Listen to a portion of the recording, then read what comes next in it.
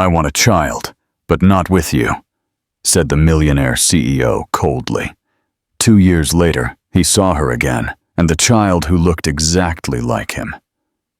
The city lights sparkled through the rain that night, streaking across the windows of Michael Ross's penthouse like molten gold. Inside, the air was thick with the tension that precedes a break. Emily Taylor stood in the middle of the living room, her hands trembling, her heart pounding so loud she could barely hear her own thoughts. She had rehearsed this conversation 100 times, had imagined it going so many ways, but nothing prepared her for the icy glare in his eyes when she finally spoke. "I'm pregnant," Emily said softly, her voice catching.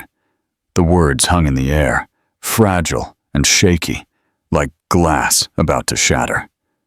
For a moment, he didn't move. He just stared at her, his expression unreadable. The silence stretched until it became unbearable. Then, slowly, he stood up, his tall figure casting a shadow over her. "You're what?" he said, his tone low and controlled, but underneath it, she could hear the danger. "Pregnant. I'm having a baby," she whispered again, clasping her hands to stop them from shaking. She thought that maybe, just maybe, he would move towards her. Maybe he'd smile. Maybe he would touch her cheek as he used to, and say everything would be okay. But instead, he laughed. Not kindly, but bitterly, as if her words had insulted him.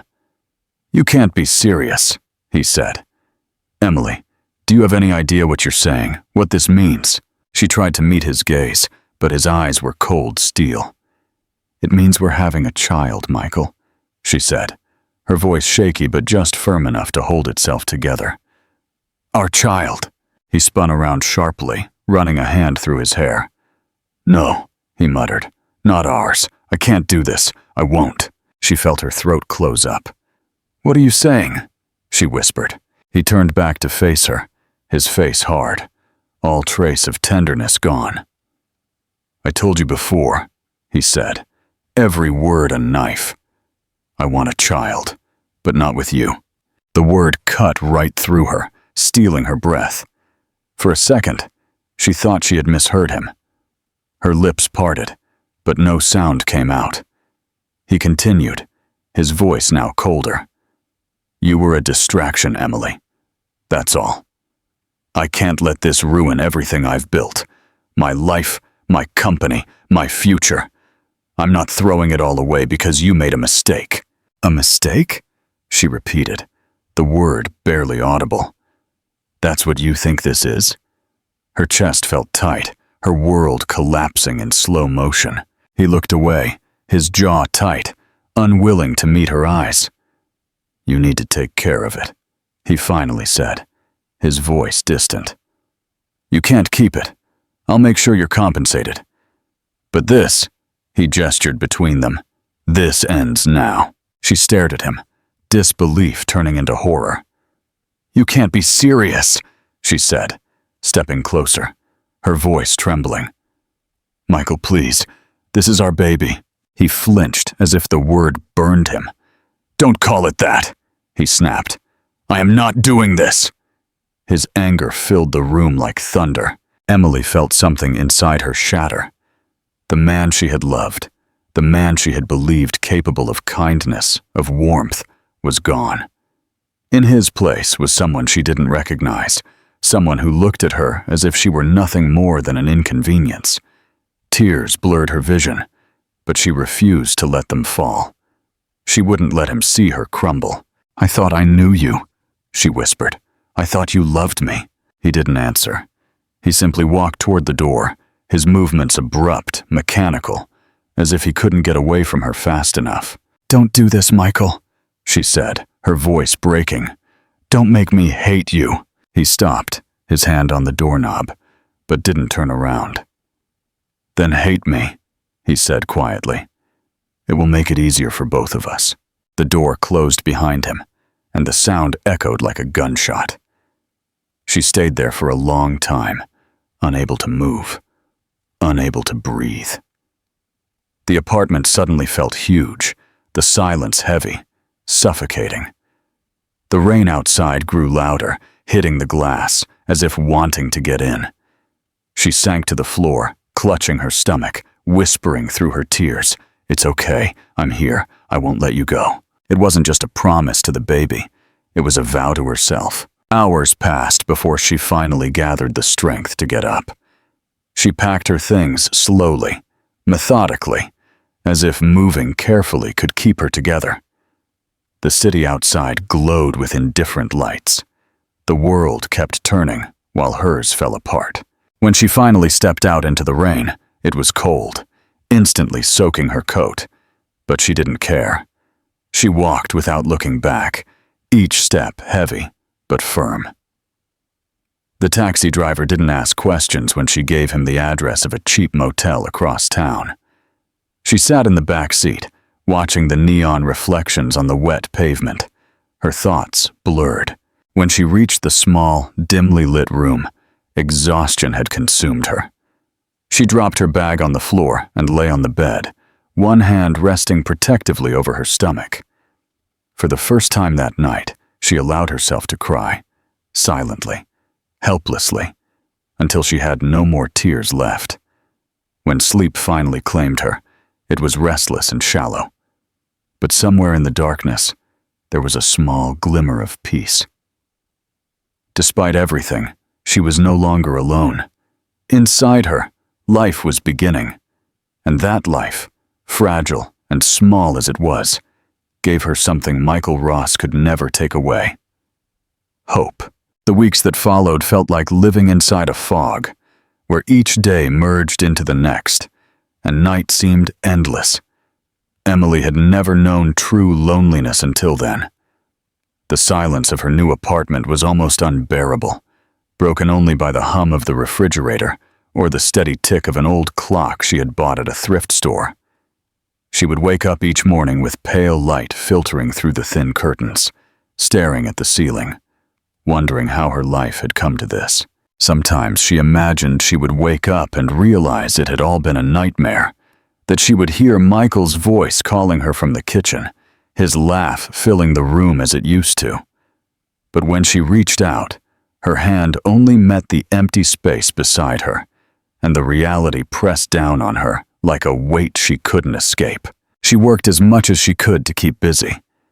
The small clinic she had found in a rundown part of the city was not glamorous, but it was steady work, and it kept her from falling apart. Her co-workers didn't ask questions about her past, which was a grace she hadn't expected.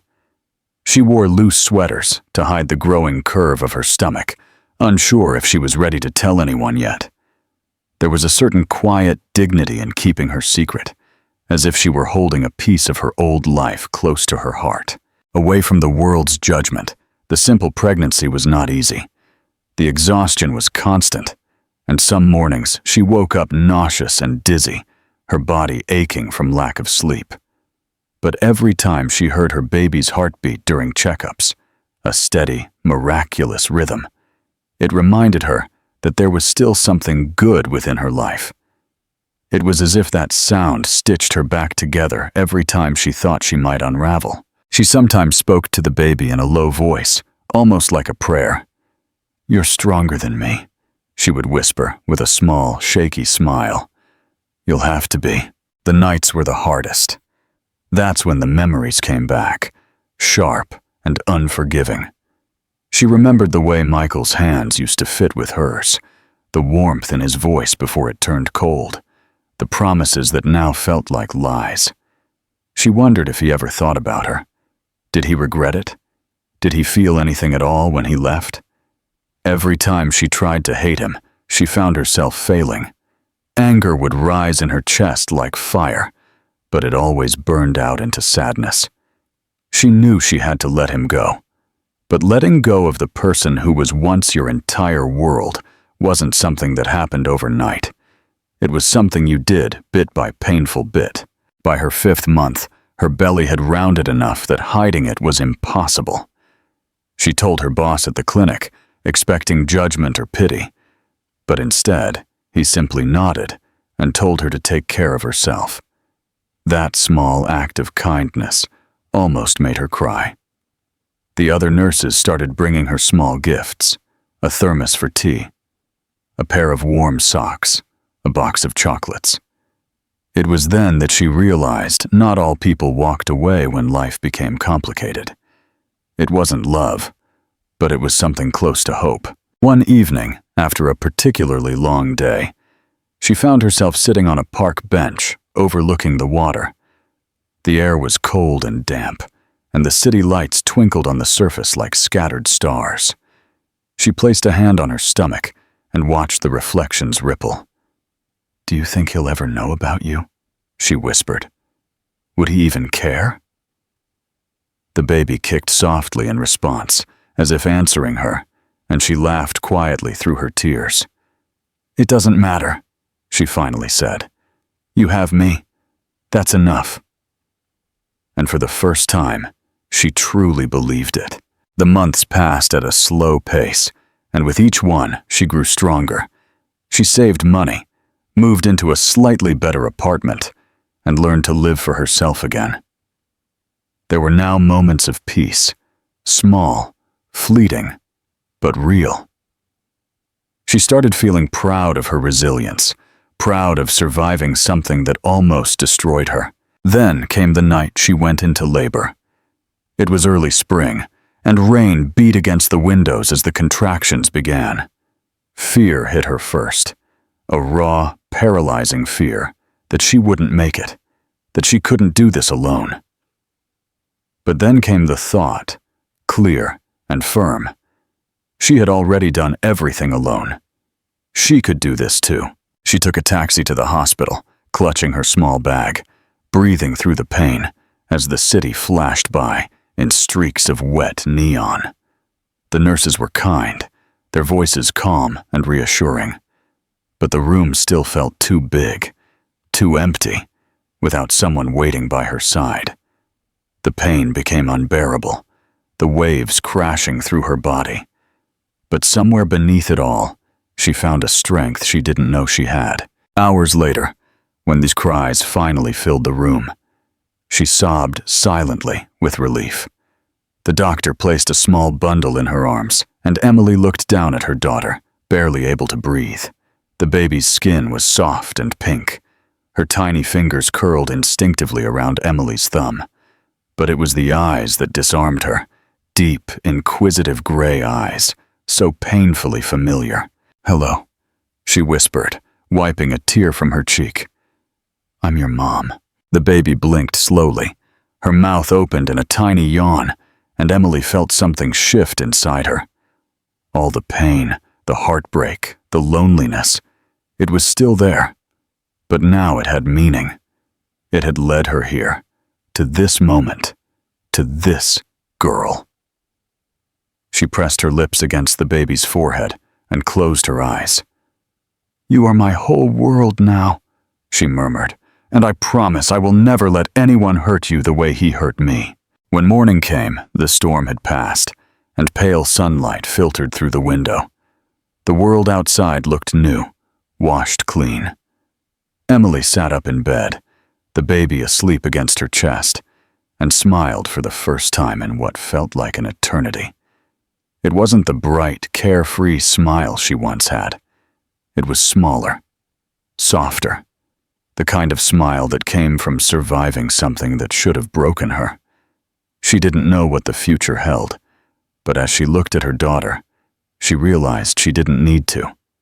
For the first time, the unknown didn't scare her. It felt like possibility. The months after Lily's birth passed in a blur of sleepless nights, soft cries, and quiet resilience. Emily quickly learned that motherhood was both the most beautiful and the most difficult thing she had ever faced. The apartment was small, the bills were endless, and the loneliness sometimes pressed down so hard she thought she might suffocate. Yet every time she looked at her daughter, at those gray eyes watching her with complete trust, something inside her stabilized. Lily was tiny, fragile, and perfect. Her small fingers curled around Emily's whenever they could, and in that small touch, Emily found the strength to keep going. Even on the days when she felt she couldn't, the first few weeks were chaos. Emily was constantly exhausted. She often woke before dawn, her back aching, her arms trembling from holding Lily for hours. But even through the haze of exhaustion, there was something magical about those quiet mornings, when it was just the two of them. The city outside was still sleeping, the streets empty and gray, and she would sit by the window, rocking Lily slowly, whispering stories of a future that didn't yet exist. She told her about the ocean she wanted her to see someday, about the flowers that bloomed in spring, about kindness, courage, and love that doesn't hurt. "You'll have all that," she would whisper. "I'll make sure of it." Her days were spent working part-time at the clinic, and her nights caring for Lily. She learned to balance bottles in one hand while charting medical notes with the other. She learned to smile even when she wanted to cry. The doctors she worked with respected her quiet determination, though none of them knew her story. Sometimes, when one of the older nurses saw the dark circles under her eyes, she would place a hand on her shoulder and say softly, "You're doing great, honey." Those small moments of compassion kept her going. Money was always tight. She skipped meals more often than she admitted, ensuring Lily had everything she needed. The stroller she used was second-hand. The crib, it was something she'd found online for free, and the baby clothes were donated by a kind patient who had noticed her growing belly. Yet, in that small apartment, surrounded by chipped furniture and hand-me-down blankets, Emily felt something she hadn't felt in a long time. Purpose. Every sleepless night, every tear, every ache meant something now. Her life had direction again. Sometimes, though, the past crept back. There were nights when she couldn't sleep, when she found herself staring at the ceiling, remembering his voice, his cold words, "I want a child, but not with you." They repeated in her mind like a broken record, and she felt the same sharp pain she had felt the night he kicked her out. But then Lily would stir beside her, her small hand reaching for Emily's, and all the bitterness would fade. She realized that from the cruelest moment of her life had sprung something so pure that it healed her more than time ever could. When Lily turned 6 months old, Emily took her to the park for the first time. It was early morning, the air still cool, the grass shimmering with dew. She spread a small blanket on the ground and laid Lily down, watching her daughter kick her legs happily and try to reach for the sunlight. An older woman, sitting on a nearby bench, smiled at her. "The first one?" she asked kindly. Emily nodded with a shy smile. "You're doing a marvelous job," she said, before returning to her book. That sentence, said so casually, stayed with Emily for weeks. It was the first time someone had told her she was enough. As Lily grew, she became more curious, more alive. Her laughter filled the apartment, echoing off the walls like music. She had a habit of pulling Emily's hair and babbling senseless words that, somehow, made perfect sense to both of them.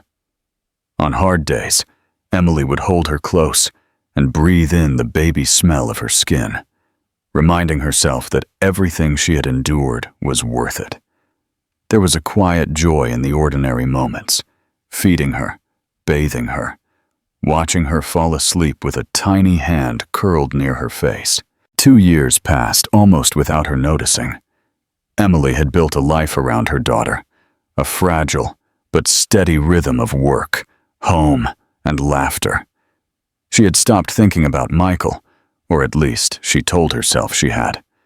Occasionally, when she passed a newspaper or caught a glimpse of financial news on TV, she saw his name mentioned. Still successful, still powerful, still untouchable. She quickly looked away, her heart tightening, but no longer with love, with something closer to pity. He had everything, money, power, respect. But she had something far more precious. She had peace. She had Lily. One night, after a long day at the clinic, she sat with Lily on the sofa, reading a story. Lily's head rested against her chest, her small body warm and heavy with sleep. Emily ran her fingers through her daughter's dark curls and whispered, "You're my miracle, you know?" Lily didn't answer. She was already half asleep, but she smiled, a soft, sleepy smile that made Emily's chest fill with love. After putting Lily to bed, Emily stood by the window, looking out at the city. The lights twinkled in the distance, and for the first time, she no longer felt alone. Life wasn't easy, and probably never would be. But she had found strength in places she never thought existed. She had learned that love wasn't something you begged for. It was something you built, something you gave freely without expecting anything in return. And as she stood there, her reflection faint in the glass, she realized she no longer saw the broken woman who had walked out into the rain 2 years ago. She saw someone new, someone stronger, calmer, and filled with a quiet fire. She didn't know that fate was already turning, that her world was about to collide once more with the man she had vowed never to see again. But for now, in that small apartment with her daughter sleeping peacefully in the next room, Emily allowed herself to feel content. The storm had passed, or so she thought. The morning it happened started like any other, quiet and ordinary, the kind of day that felt safe in its predictability. Emily woke before the sun was up, to the faint sound of rain hitting the window. She quietly made coffee so as not to wake Lily, who was still curled up under her small pink blanket. The apartment smelled faintly of vanilla and laundry detergent, the small comforts she had built into her life to keep it warm. She moved through her morning routine with the ease of practice, brushing her hair, packing Lily's small lunch for daycare, and softly humming to fill the silence. It was peaceful, and for once, she believed that peace might last. When she arrived at the clinic, the clouds had begun to break, leaving the city washed and glistening. She greeted the receptionist, hung her coat on the back of her office chair, and sat down to organize patient files. The soft murmur of conversation, the smell of antiseptic and coffee, the familiar rhythm of the workday. Everything felt stable. Then, just before noon, the clinic manager walked in with a tall man in a dark suit, his voice carrying that overly cheerful tone people used when they were nervous. "Everyone, this is our new investor," he said. "Mr. Ross will be working closely with us from now on." Her heart stopped. She didn't have to look up to know that name. It was one that had haunted her dreams, that had been both a wound and a warning over the past 2 years. The papers in her hands trembled as she tried to keep breathing. Slowly, against every instinct that screamed at her to run, she lifted her eyes. There he was. Ross looked almost exactly the same, yet utterly different. His dark hair was slightly longer, his face sharper, as if the years had carved more seriousness into his features. He still carried that effortless confidence, like armor, the kind that made people pay attention when he entered a room. But underneath it, there was something more now, something quieter, more tired, as if he had spent years chasing something he couldn't find. Their eyes met, and in that moment, the air seemed to leave the room. Emily's first thought was disbelief. He couldn't possibly recognize her. Not here, not like this. She looked away quickly, her pulse hammering. But as the meeting ended and he turned to leave, his gaze lingered on her for a moment longer than it should have. She could feel it, heavy and scrutinizing, as if he was trying to place her. She prayed he wouldn't. That prayer was unanswered. Later that day, she was standing by the coffee machine, pouring a cup, when she felt a presence beside her. "Emily!" A voice came, low and uncertain. Her hand froze in midair.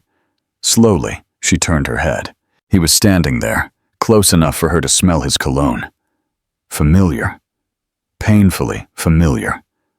For a long moment, neither of them spoke.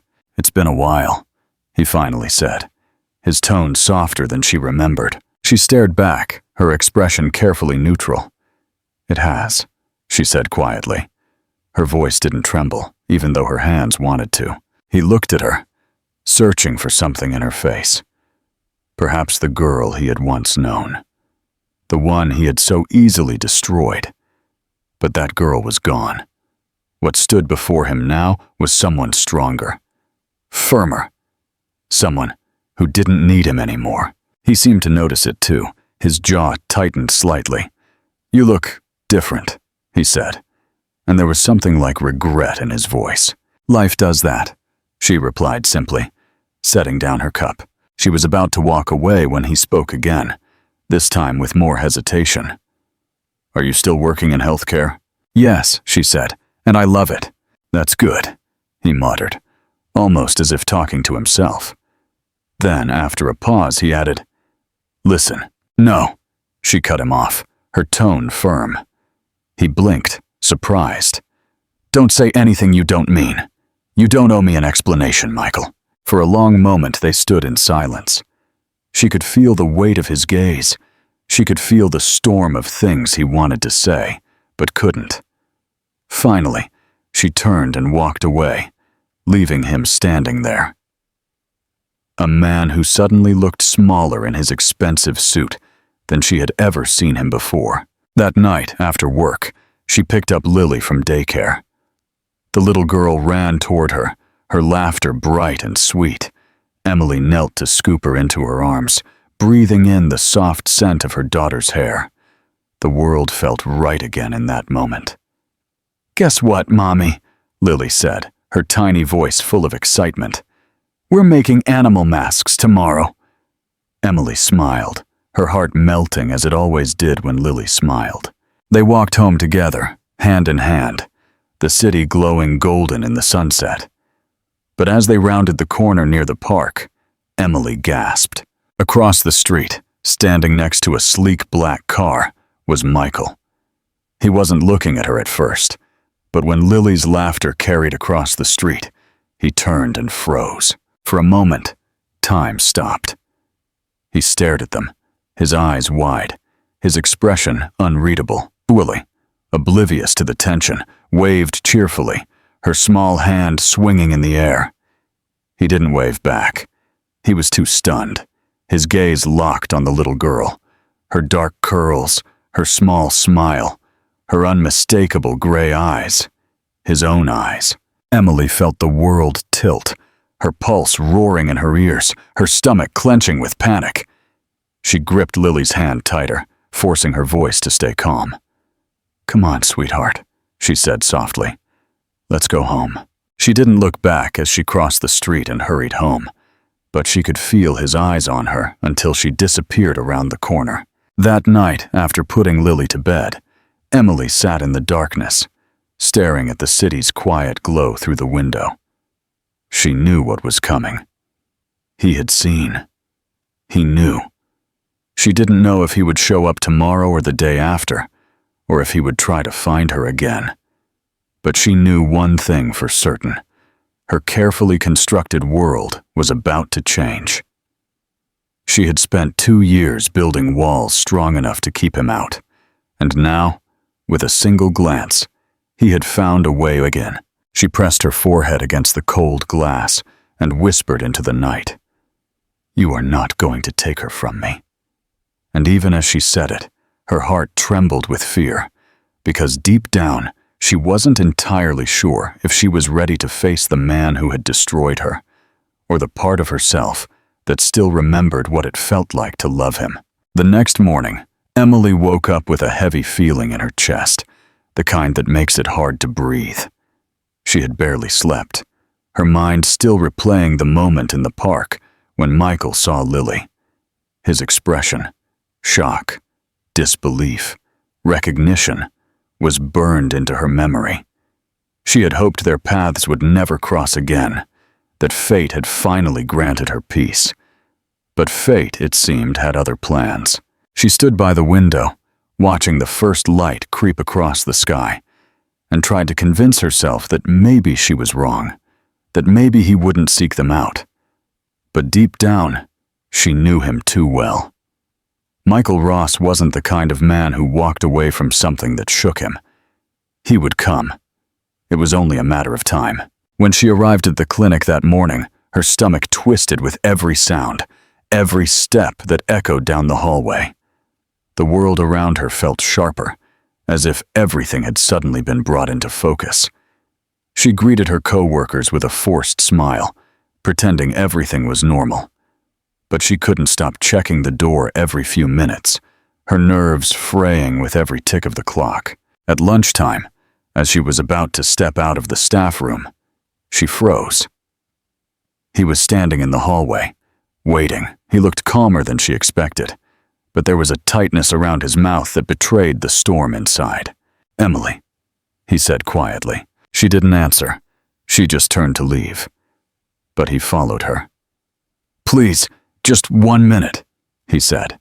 "We need to talk." She stopped and turned around, her voice steady even though her heart was hammering against her ribs. "There is nothing to talk about." "That child," he said, and his voice cracked slightly. The composure fractured just enough for her to hear the disbelief. "She's mine, isn't she?" The words hung between them, heavy and irreversible. Emily looked at him for a long moment, her throat tight.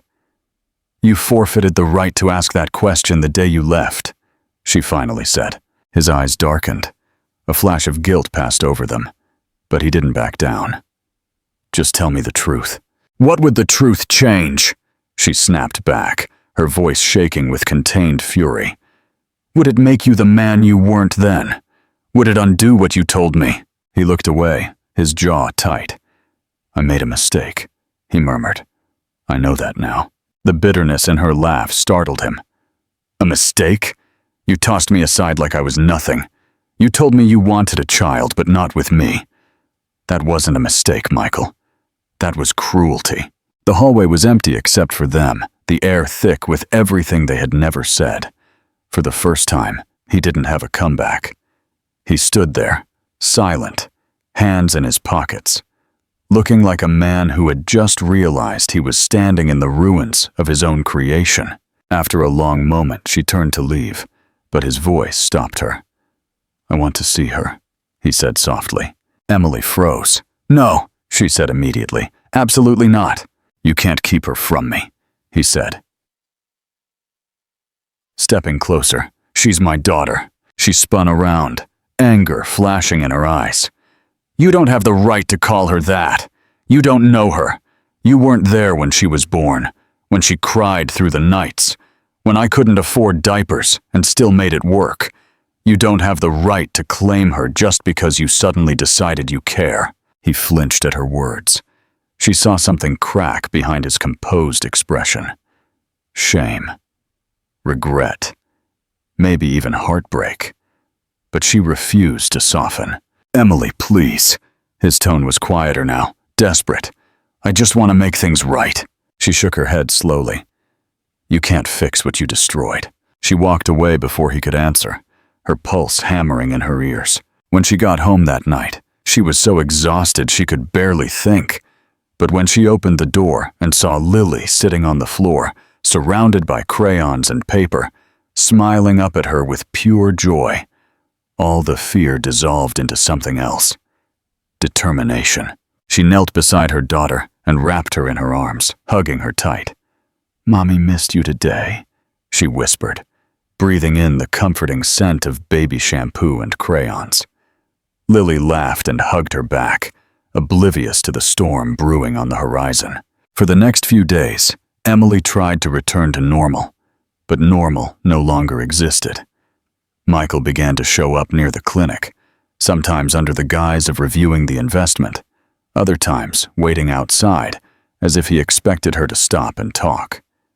She never did. She avoided him at every opportunity. But one evening, as she was leaving work, He was waiting by her car. "I'm not leaving," he said quietly when she tried to walk past. "I can't." Something in his voice made her stop. It wasn't arrogance or control. It was desperation. He looked tired, his usual confidence stripped away. "You don't understand," she said, her voice weary. "It's not just about you anymore. I have to protect her." "And you think I would hurt her?" he asked softly. "You already did," she replied. Her tone was flat. "You just don't know it." The silence that followed was unbearable. Finally, she got into her car, but before driving away, she looked at him one last time. "If you really want to do the right thing, then leave us alone." Her voice was quiet but firm. "You made your choice a long time ago. Now, let me live with mine." He didn't follow her that time, but as she drove home, she knew it wasn't over. Something in his eyes told her he wouldn't give up, and though the idea terrified her, a small, treacherous part of her heart wondered if maybe, just maybe, he had changed. That night, after putting Lily to bed, Emily sat on the sofa, looking at the photograph she had taken of Lily as a baby, her tiny hands grasping her finger, that same determined expression she saw in the mirror every morning. She traced the outline of her daughter's face and whispered, "No one is taking you from me." But even as she said it, she couldn't shake the feeling that the past she had buried was clawing its way back, and that this time it wouldn't let her go without a fight. The following week passed with the same relentless tension that had gripped Emily's life since Michael's return. Every morning she woke up with the same weight pressing on her chest, a mixture of anger and fear, a reminder that the quiet world she had built for Lily and herself was cracking. She spent her days on autopilot, trying to maintain composure at work, smiling at patients, keeping a soft tone when talking to Lily. But inside, she was falling apart. She could feel Michael's presence everywhere, his gaze, his voice, the ghost of everything she had once loved and hated about him. And the worst part was, he wasn't the same man who had kicked her out. That made everything more complicated. He had changed, or at least he seemed to have. His arrogance was muted, replaced by something quieter and more human. He no longer tried to confront her directly at work. Instead, he found small ways to show he was trying, sending donations to the daycare Lily attended, covering the clinic's medical debt for low-income families, not taking credit for any of it. She knew he was doing it for her, for them, but she refused to acknowledge it. Yet each act chipped away at the fortress she had built within herself. One night while walking home with Lily, the rain suddenly began to pour, a downpour that drenched them in seconds. Laughing, Lily lifted her small face to the sky, letting the rain soak her hair. Emily took off her jacket and tried to shield her daughter's head when she heard a familiar voice behind her. "Get in," Michael said, holding the car door open. She froze. The sound of his voice was both comforting and terrifying. He was standing by a black SUV, rain dripping from his hair and shoulders, but he didn't move closer. He simply waited. Emily hesitated for a long moment, torn between pride and practicality. Lily was now shivering, her small body trembling. Finally, she sighed and picked her up in her arms. "Just this once," she said quietly, heading for the car. Inside, it was warm and smelled faintly of cedar and rain. Michael drove in silence, glancing at them occasionally through the mirror. When he handed her a towel from the back seat, their fingers brushed for a fraction of a second, and she felt that electric shock she had spent years trying to forget. When he stopped in front of her apartment building, Emily immediately opened the door. "Thank you," she said curtly, ready to leave. But his voice stopped her. "Emily, wait!" She turned reluctantly. He looked at her blower, the rain still running down his face. "I know I can't undo what I did," he said quietly. "But please believe me when I say I regret it every day. I was a coward. I thought I was protecting myself, but I destroyed the one thing that truly mattered. She wanted to tell him it was too late, that apologies didn't change the past. But when she met his eyes, she saw something raw there, something that made her chest ache despite everything. "Michael, stop!" she said, her voice trembling slightly. "You don't have the right to do this now. You don't have the right to come back and pretend you care." "I'm not pretending," he said. "I want to be part of her life." "You think you can just show up and decide that?" she asked, her voice rising. "You weren't there when she needed you. You don't even know what she likes to eat, or how she sleeps, or how she mispronounces the word butterfly every time. You don't know her. You don't know us." He looked at her for a long moment. Then he nodded slowly, accepting her anger. "Then let me learn," he said quietly. The simplicity of his words took her by surprise. For the first time in years, he didn't sound like the man who gave orders and expected obedience. He sounded like a man asking for permission to try. She didn't answer. Instead, she took Lily in her arms. She murmured another quiet, "Thank you," and disappeared into the building. That night, Emily couldn't sleep. She kept seeing his face, hearing his words. She hated that a part of her still wanted to believe him. People didn't change that easily. Yet the man she had seen in the car wasn't the same one who had broken her. There had been sincerity in his eyes, maybe even love. But she reminded herself of the nights she had spent alone, the tears, the fear, the humiliation of begging him not to leave her. She couldn't risk opening that door again. Over the next few weeks, however, he kept showing up, never intrusively, never demanding. Once she found a small box on her doorstep. Inside was a hand-carved wooden music box with a note that read, "For Lily, from someone who wants to know her favorite lullaby." Another time he waited outside the clinic just to walk her home when the power went out in the city. He didn't speak much. He simply walked beside her in silence, his footsteps echoing in the darkness. One evening, as the city lights reflected on the wet streets, Lily saw him waiting at the door. Her eyes lit up. "Mommy, it's the kind man from the car," she said cheerfully, waving her small hand. Emily froze. Her stomach tightened. Michael smiled gently at Lily, crouching down to her level. "Hello, sunshine," he said softly. "Do you like the music box?" Lily nodded enthusiastically, grabbing Emily's hand. "It plays the sleeping song," she said proudly. "Mommy sings it to me." His smile faltered slightly, and Emily could see the emotion behind his calm expression. That moment, Lily's innocence, his quiet awe, disarmed something within her. For the first time, she saw what it meant to him, to realize what he had lost. He wasn't angry or defensive. He was broken by it. She didn't say anything. She just watched as he handed Lily a small paper boat he had folded from a napkin. "For the next rain," he said with a soft smile. Lily giggled and took it. As they walked away, Emily felt tears prick her eyes. The man she had once hated had somehow found a way back to her. Not through grand gestures or promises, but through something she hadn't expected. Patience. And although she told herself it didn't matter, that she wouldn't forgive him, something inside her had already begun to shift. She hated how easily the old memories returned, the warmth of his touch, the laughter they once shared, the way he used to look at her as if she were the only person in the world. That night, after putting Lily to bed, Emily stood at the window again, looking at the rain-soaked streets. Somewhere, she knew he was thinking of them too. For the first time, she didn't feel anger. She felt something far more dangerous, a glimmer of hope.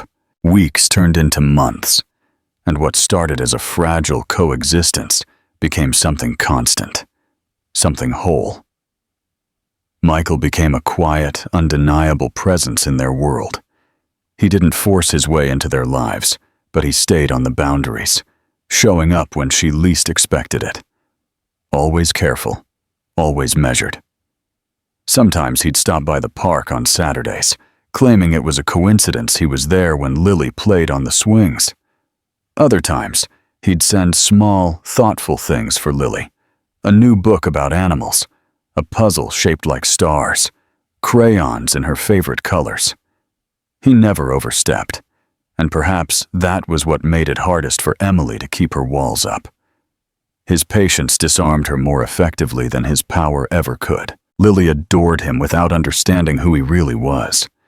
She called him the kind man, and her innocent joy, whenever she saw him, made it almost impossible for Emily to keep them apart. One afternoon, as she sat on a park bench watching Lily chase butterflies, Michael sat down beside Emily.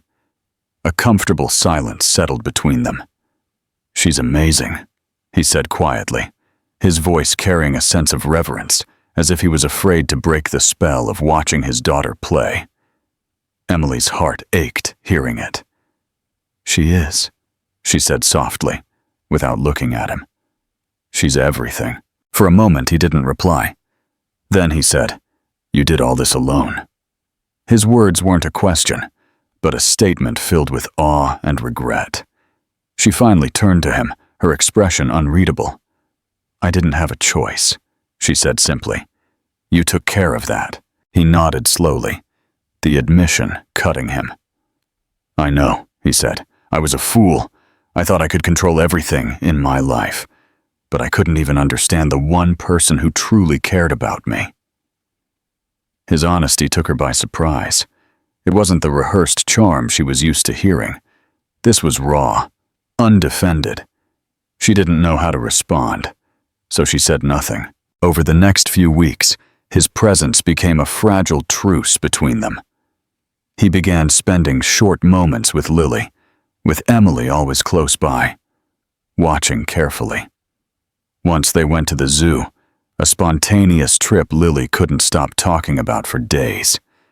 Emily hadn't planned on letting it happen, but when Michael showed up at the park that morning with the tickets in his hand, and Lily's face lit up with pure excitement, she couldn't bring herself to say no. Watching them together was both beautiful and painful. Michael carried Lily on his shoulders, pointing out giraffes and penguins, his laughter genuine and warm. It was a side of him Emily had never seen before, the powerful, distant CEO reduced to a man making silly animal noises just to hear a little girl laugh. That night, after putting Lily to bed, Emily sat on the balcony with a cup of tea, her thoughts tangled. She could no longer deny the truth. He was changing, not with words, but with actions. And that scared her more than his anger ever had. Because if he truly had changed, if the man who once broke her heart was now capable of love, then she would have to face something she had spent years avoiding, the part of her that still loved him. The next morning, she found an envelope slipped under her door. It wasn't his usual subtle gesture. Inside was a handwritten letter from him. It wasn't long, but every word felt deliberate. He wrote that he knew he had no right to ask for forgiveness, but he wanted to try to earn it. Not for him, but for Lily. He wrote that seeing her had forced him to face everything he had run from: his fear, his pride, his own loneliness. And then he ended it with a single line that made her chest clench painfully. "You were right. Love isn't about control. It's about staying even when it terrifies you." She read the letter twice, her eyes blurred by the end. Part of her wanted to tear it up, bury it, pretend none of it mattered. But another part, the part that had always believed there was still goodness in him, wanted to believe that maybe, just maybe, it wasn't too late. Still, she wasn't ready. Forgiveness was a luxury she wasn't sure she could afford. A week later, Lily became sick. It started as a fever that worsened overnight. Emily spent the night sitting by her bed, placing a cool cloth on her forehead, whispering lullabies she barely had the energy to sing. By morning, the fever had spiked higher, and panic clenched her chest. She rushed Lily to the hospital, Her mind was a blur of fear. Hours later, she sat in the sterile waiting room, her hands trembling as she filled out forms. That's when Michael appeared, breathless, as if he had run the whole way. "Emily," he said, his voice tight with worry. "What happened?" She was too exhausted to argue, too terrified to care how he had found out.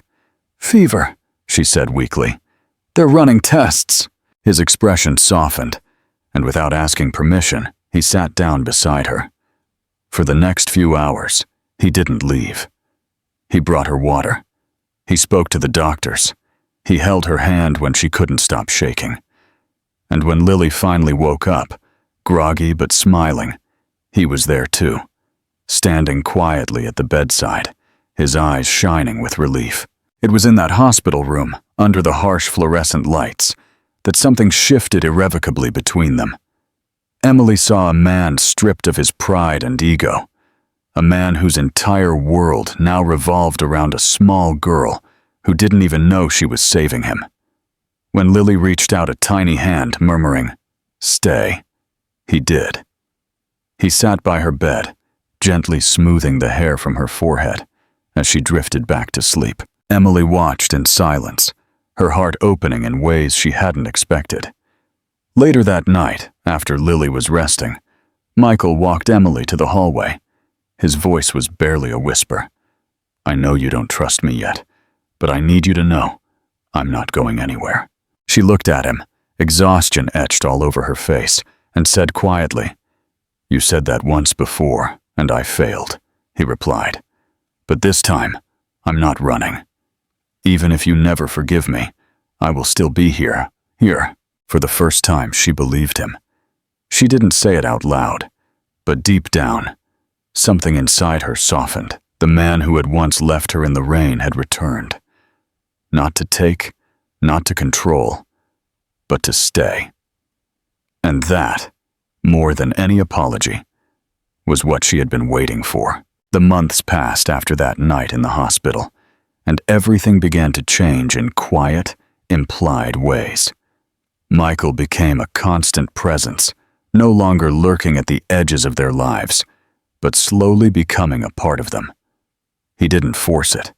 He earned it, piece by piece, through the patience and humility Emily would never have believed him capable of. Every morning he called to ask how Lily was feeling, and every weekend he asked if he could see her. Sometimes Emily said yes, sometimes no, but he never pressed. When he did come, he spent hours on the floor building block towers, letting Lily knock them down and laughing when she shrieked with delight. There was a gentleness about him now, one that made it harder for Emily to hold on to her anger. She had built her life around the pain he caused, and now that pain was slowly unraveling into something she wasn't quite sure how to name. One afternoon, he came to the park where Emily and Lily were feeding the ducks by the pond. The air was crisp, the sky soft with early spring light. He brought coffee for Emily and a paper bag of small breadcrumbs for Lily. "You didn't have to," Emily said, though she accepted the cup. "I know," he replied, smiling faintly, "but I wanted to." It was such a simple exchange, yet something about it felt monumental. For years, his words had been weapons, filled with bitterness and regret. Now they were careful, kind, almost sweet. Lily ran ahead to throw bread into the water, and Michael turned back to Emily. "I've been thinking," he said, his voice low. "About what?" she asked cautiously. He hesitated, his gaze following his daughter. "How lucky I am that you didn't listen to me that night," he said quietly. "If you had, I would never have known her, never have understood what love really is." Emily looked at him then, truly looked, and she didn't see the arrogant man who had kicked her out, but someone stripped bare by life, guilt, and love. "You were cruel," she said softly. Her words were not angry, but honest. "I know I shattered you," he said, his voice raw, "and I'll spend the rest of my life trying to make it right." She didn't respond, but her silence was no longer cutting. It was thoughtful, uncertain, but no longer closed off. When the sun began to set, Lily came running back, her cheeks flushed from the wind. She held out her small hand to Michael. "Come play," she said simply, pulling him along. He smiled, got up, and followed her onto the playground without hesitation. Emily watched them, a strange warmth blossoming in her chest. For the first time in years, she didn't see his past when she looked at him. She saw a man trying to build a future. In the following weeks, the shift became undeniable. They began to share small, simple dinners, take out meals on the floor of Emily's apartment, while Lily showed off her drawings. At first it was awkward. He tried too hard, but soon the stiffness faded. He laughed more easily, stayed longer, and learned to listen instead of talk. Emily found herself looking forward to his visits, even though she told herself she shouldn't. It wasn't forgiveness yet, but it was something close to it. One night, after Lily had gone to bed, Emily stood on the balcony, while Michael stayed inside, clearing the dishes. The city glittered around them, the windows gleaming like stars. When he joined her, they stood in silence for a long time, listening to the hum of the night. "I still remember the last thing I said to you before I left," he said quietly. "You said you wanted a child, but not with me," she replied without hesitation. He winced. "That's the sentence that haunts me every day," he admitted. "It's what I hear every time I look at her, every time I see you. I can't change what I said, but I wish you knew how much I regret it." Emily turned to him, her eyes soft but tired. "Regret doesn't erase the pain," she said. "No," he agreed, "but maybe love can heal it." For a long moment, neither of them spoke. The air between them felt fragile, like glass that might break with the wrong word. Then, in a low voice, she said, "You hurt me so deeply that I stopped believing in love. But you are the reason I learned what real love is, because when you left, I had to give everything to her." He looked at her, his expression filled with pain and admiration. "Then maybe," he said softly, "you can teach me to love that way." Something inside her broke then, not from pain, but from release. Years of bitterness melted away, leaving only exhaustion and a strange, aching peace. She didn't say yes. She didn't forgive him. Not yet. But she didn't push him away either. They stood there in the quiet, their shoulders slightly touching, both looking out at the city, which had once swallowed their history and was now a silent witness to their rebirth. Weeks turned into months, and what began as a fragile coexistence became something steady, something whole. Michael became a part of their daily lives, not as the man who had abandoned them, but as a father who was learning, slowly, to love unconditionally. He picked Lily up from daycare, learned how to braid her hair badly, and stayed up late helping her build block castles that never stood straight, but always made her laugh. Emily sometimes watched them from across the room, her heart full and terrified all at once. One evening, as they walked home together, with Lily clutching both their hands, she looked up and said innocently, "Mommy, do you love the kind man? Do you love—" The question hit Emily like a gust of wind, stopping her in her tracks. Michael froze too, his gaze locked on her. For a moment, she didn't know how to answer. Then she knelt down, brushing a lock of hair from Lily's face. "I love both of you very much," he said softly. It wasn't a lie. It wasn't a promise either. But it was real. Later that night, after Lily was asleep, Michael stood by the door, ready to leave. "She's happy," he said quietly. "You've given her everything." Emily smiled faintly. "We've given her everything," she corrected him. His eyes flickered with emotion. "Do you think there's a chance?" he asked slowly. "For us to start over, not from where we were, but from who we are now." She looked at him for a long moment, her heart heavy with everything they had endured. Then she nodded. "Just a chance, maybe," she said, her voice trembling. "But don't rush it. Let it grow." He smiled then, a small, genuine smile that reached his eyes. And for the first time in years, Emily wasn't afraid of him. As he left, she stood at the window, watching him walk down the quiet street until he disappeared into the night. Behind her, Lily stirred in her sleep, murmuring something soft. Emily turned and looked at her daughter. Her miracle, her proof that love could survive even the worst endings. In that moment, she understood something she hadn't understood before. Sometimes, the people who break us aren't meant to be erased.